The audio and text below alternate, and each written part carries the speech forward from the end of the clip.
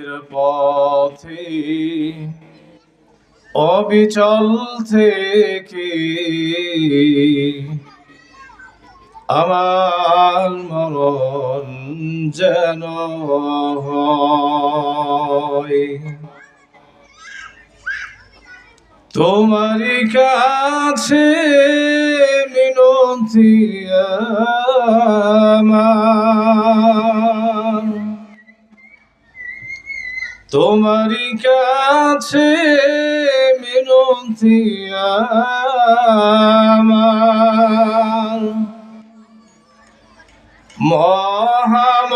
মহামহিম দয়াময়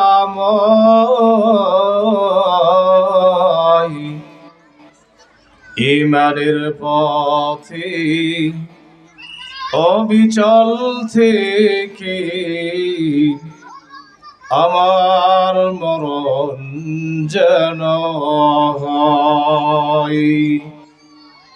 ঈমানের পথে অবিচল থেকে আমার মরণ যেন হয়।